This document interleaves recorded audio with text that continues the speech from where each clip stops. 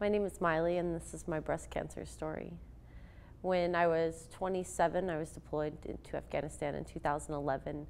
And before I went, I had all my girly girl checks, and everything was checked out. Never really had any medical issues. And probably about 3 months into my deployment, we had just come back from a mission, and the only thing I could think about was eating, cleaning up, eating, and then getting to the shower. And I just kind of was drying off, and I rubbed, and I felt this weird something. And it's natural for us to go back and see what it is. We find something on our body, and I just couldn't figure out what it was. I thought maybe it was like a knot or something that I had hit, or just because of where it was located at, it was just kind of weird. But I am so hard-headed, I just figured it was some girl problem, and that keep an eye on it and see what happened. Fast forward probably that was the beginning of November. Toward the end of December, I noticed it had gotten a little bit bigger, and I could actually kind of grab it and move it around.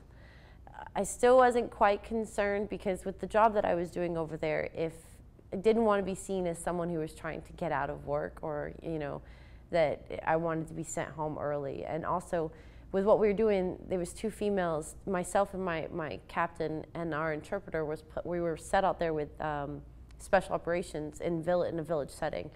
And if I left, she would have to leave too. So part of my mindset was I didn't want to leave early, I didn't want to leave for nothing, and I didn't want to end her tour too early either. So I stuck it out. I really didn't think much of it. Thought maybe at the worst that it could be a fluid-filled cyst.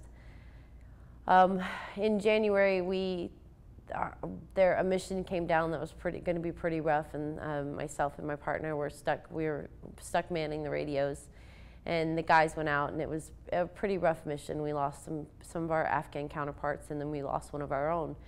And when you go through something like that, you kind of are faced with your own mortality. And I started getting concerned, and not supposed to cry at that part.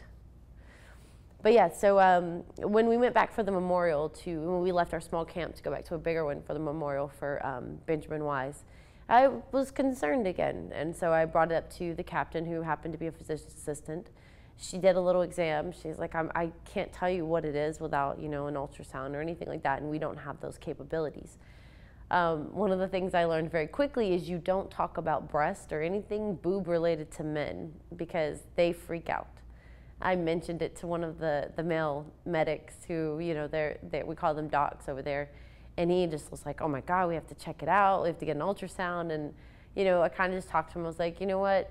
Even if we get an ultrasound, who's going to read it? And if we do it, we could do it. You guys could give me some lidocaine and cut it out, but then we won't ever know what it is. I kind of just got it in my head. There was no reason to go home when we only had a couple months left on our tour. So I stuck it out.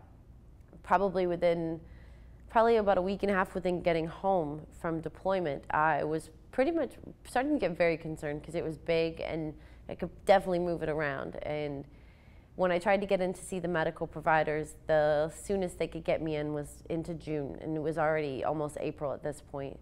So I went off post, and I paid a civilian provider to get an ultrasound. And I figured if I just went in there with something tangible for them to see that says, okay, we need to check this out, maybe they would move faster. So I had paid for the ultrasound off post, got the results back, and it said surgical consult ASAP.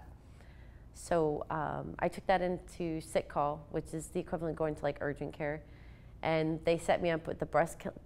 I went to the breast clinic that day. They did an exam, and they set me up for a mammogram and ultrasound, which led me to a biopsy. I asked the doctor, because when I was getting the mammogram, my attitude on everything is that it's nothing. I have a philosophy that no one in my life is strong enough to handle me being weak, because I'm always the one who handles most things. So as the lady was doing my mammogram, she was crying, and I'm giving her hugs and telling her it's okay, don't worry about it, it's not that big of a deal. And she's like, no, I don't think you understand. You're 27, and there's calcifications all over your chest wall, and there's your internal memory nodes are lighting up. And she's just like, very much, distraught at what she's seeing. So we did the ultrasound as well, and then I sat down with the doctor, and I told her, I was like, I know you can't give me a definitive diagnosis without doing a biopsy. Could you give me a soft diagnosis? Is it cancer? And she looked at me, and she's like, yeah. She's like, I'm not going to lie to you. It's most likely cancer. How far advanced, I'm not sure yet, but it is in your lymph nodes. It's in that chest lining. You know, it's obviously all throughout the breast. So we're going to do a biopsy tomorrow. Came in the following day, did a biopsy.